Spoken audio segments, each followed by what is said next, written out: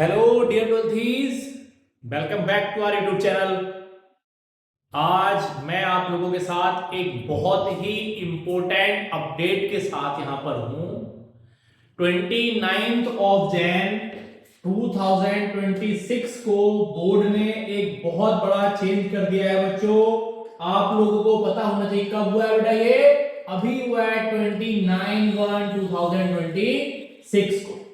जैसा आप देख पा रहे हैं अपनी स्क्रीन पर, सीबीएसई न्यू अपडेट 2026। बहुत कम लोगों को पता है अभी तक क्या है।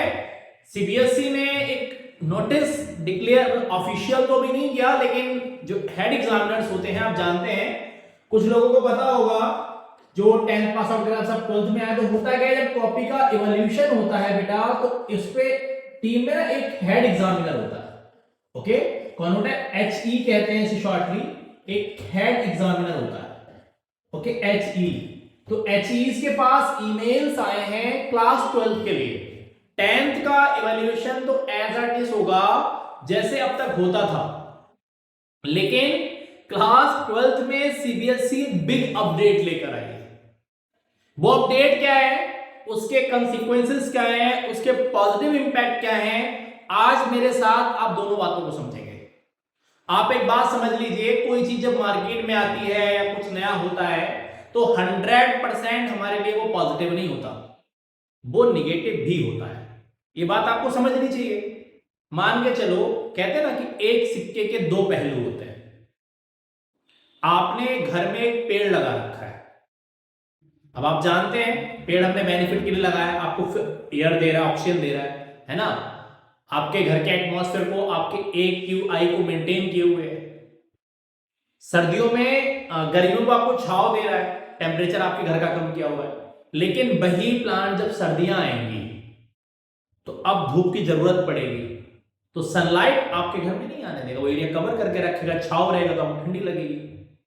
तो हर चीज 100% पॉजिटिव इंपैक्ट के साथ नहीं आती, उसके नेगेटिव इंपैक्ट, उसके कंसिक्वेंसेस जरूर होते हैं। ये सब बातें आप लोग जानते हैं। तो आइए आज हम इन स्टेप्स को वन बाय वन सीखते हैं कि अगर ऐसा हुआ है तो क्या होगा। देखिए न्यू अपडेट क्या है सीबीएसई की, आप यहां ध्यान से देखेंगे क्या है बेटा, तो देखिएगा फाइनल नोटिस। ठीक है, ये आप जो देख पा रहे हैं स्क्रीन पर, देखो ये सीबीएसई का एक नोटिस है।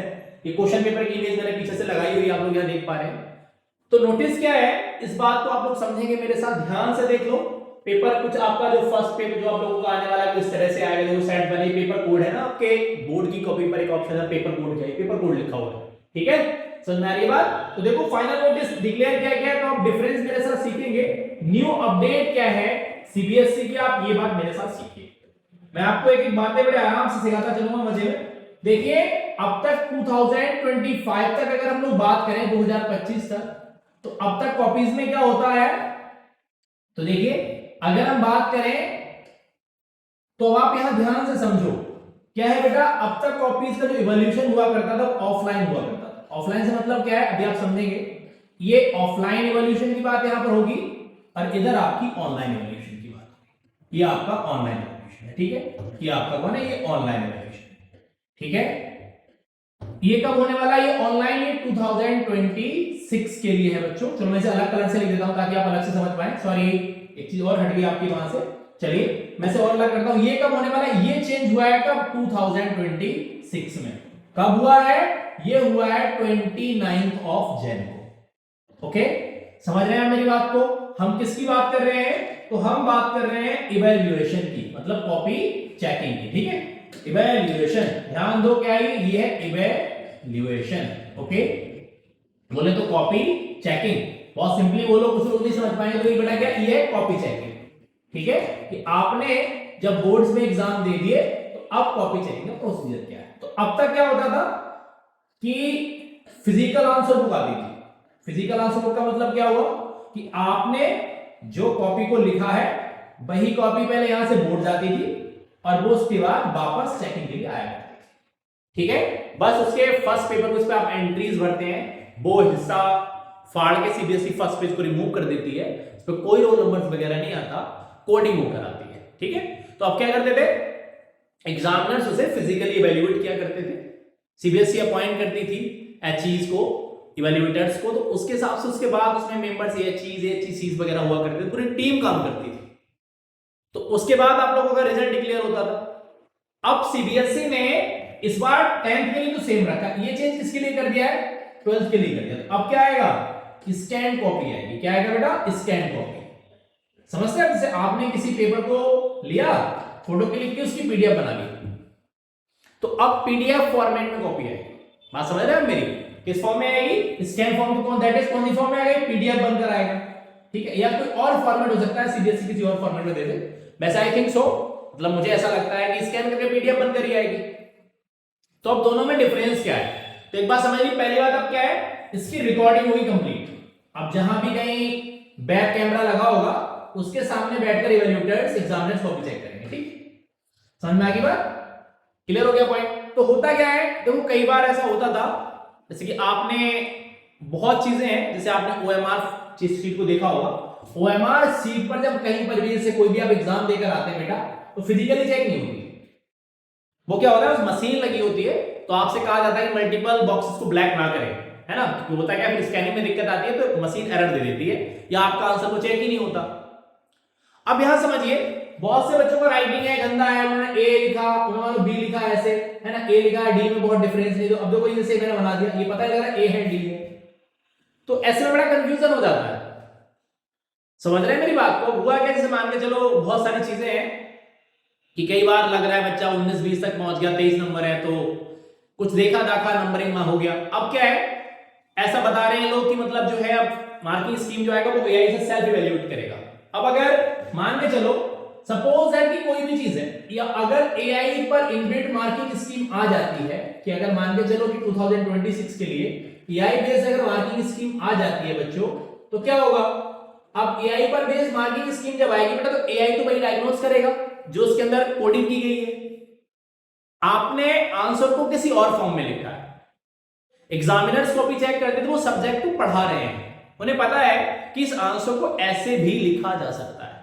ठीक है, आप देखिए एआई पे आप लोग काम करते हैं आजकल के बच्चे आप लोग हैं, जैन जी हैं, तो आप क्या करते हैं, ऑनलाइन एआई पे ज्यादा भरोसा करते हैं टीचर से। अब आप गए, आपको कोई क्वेश्चन मिला, आपने फटाफट एआई पे डाल दिया। अब आप एक चीज ध्यान से समझो, अगर जरा सा प्रॉम्प्ट गलत हो जाए तो एआई पूरी इंफॉर्मेशन को बदल देता है। आपने देखा है, आप सब जानते हैं, जरा सी एक जरा से एरर से इंफॉर्मेशन से प्रॉम्प्ट से पूरा का पूरा आपने जितना काम किया सब खराब हो गया। अब सोचो वही इंप्लीमेंट या मार्किंग स्कीम के साथ है, अगर ऐसा हुआ तो आपने अगर लैंग्वेज को थोड़ा सा भी बदला और एआई में वो प्रॉम्प्ट है ही नहीं दिया हुआ, एआई ने उस आंसर को फीड ही नहीं किया मार्किंग स्कीम के अंदर, तो अब वो आंसर ऑटोमेटिक गलत हो जाएगा। अगर मान के चलो कि इस स्कैन कॉपी को ऐसा किया जाए कि एग्जामिनर अपने हिसाब से मार्क्स दे सकते हैं, तो कुछ चीजें ठीक हो सकती हैं। लेकिन जैसे मान के चलो मैंने अभी यहां बताया, अब जैसे इस वाले में बड़ा कंफ्यूजन है कि अब क्या करा जाए, मतलब ऑब्जेक्टिव अगर बोर्ड्स ने अपने हिसाब से कर दिया कि हाँ ऐसा लिखा होना चाहिए होना चाहिए, तो फिर दिक्कत आ जाएगी बच्चों को। एक्चुअल रिजल्ट अगर डिक्लेयर हो जाए, अगर मान के चलो अगर इस पर बेस अगर आ जाए, तो 40-50% रिजल्ट रह जाएगा सीबीएसई का, इससे बहुत ही ज्यादा इंपैक्ट पड़ेगा। अब आप कहेंगे सर तो इसका सॉल्यूशन क्या है, कैसे बचे इस चीज से, अवॉइड कैसे करें, हम कैसे मार्क्स अच्छे लाएं। तो अच्छे मार्क्स लाने के लिए एक और ऑप्शन है, क्या, राइट एक्यूरेट आंसर। क्या करना पड़ेगा आपको, राइट कौन सा आंसर बेटा, एग्जैक्ट आंसर या फिर accurate answer. Okay, exact answer. Exact answer का मतलब क्या है, अब बच्चे से कुछ पूछा गया, ठीक है, जैसे मैंने पूछा कि what is spermatogenesis, differentiate between the spermatogenesis and oogenesis on the behalf of puberty. उसने सब लिखा कि स्पर्मेटोजेनेसिस में स्पर्म बनता है, वहां ओवम बनता है, 4 फेज होती है, वहां 3 फेजेस होती है, सब बातें लिखी। उसने एक बात नहीं लिखी, क्या, कि oogenesis जो होता है वो embryonic life of the female में स्टार्ट हो जाता है और मेल में आफ्टर प्यूबर्टी या beginner during the puberty start होता है। जो क्वेश्चन पूछा था वो तो आपने लिखा ही नहीं।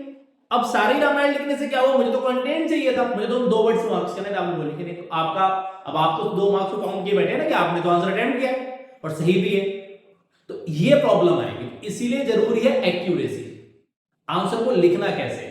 देखिएगा बायोलॉजी आप लोग पढ़ते हैं तो बायोलॉजी में जिससे अब तक लोग सिखा देते हैं टीचर्स आपको क्या, रट्टा मारने का सब्जेक्ट है, ऐसा बिल्कुल नहीं है। रट्टा मार के आप 2 4 6 चैप्टर याद कर सकते हैं, पूरा सिलेबस प्रेप नहीं कर सकते। तो लोगों की बहकावे में बिल्कुल ना आए, अपनी बातों को ध्यान से समझें। मैंने इसके लिए, मुझे ये पता नहीं था कि हाँ ऐसा कुछ होने वाला है ना। अब एक दिन सर बच्चे पूछने लगे कल की बात है कि सर आपको क्या पहले से पता था? अरे ऐसा कुछ नहीं था बेटे, मैं बस बच्चों को हाउ टू राइट आंसर सिखा रहा था। बच्चों ने, मेरे ऑफलाइन बच्चों ने मेरे को बोला कि सर हमें समझ में नहीं आ रहा कि सर कैसे लेके आंसर, मैंने उन्होंने सिखाया। तो बहुत से बच्चे नहीं आए, तो बच्चे बोले कि सर ऐसा कीजिए सर, एक ऑनलाइन वीडियो बना के डाल दो आप सर, मान लो कि सर किसी और को जरूरत होगी वो भी देख लेगा।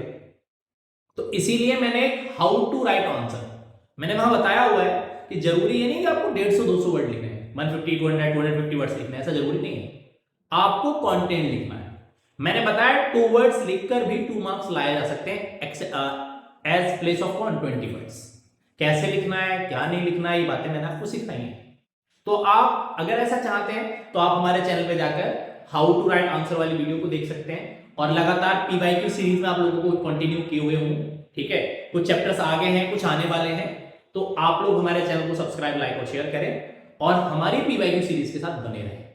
आई होप, मैं आपसे प्रॉमिस करता हूं 99% तक, 70% से 99% तक क्वेश्चंस पीवाईक्यू से ही आएंगे।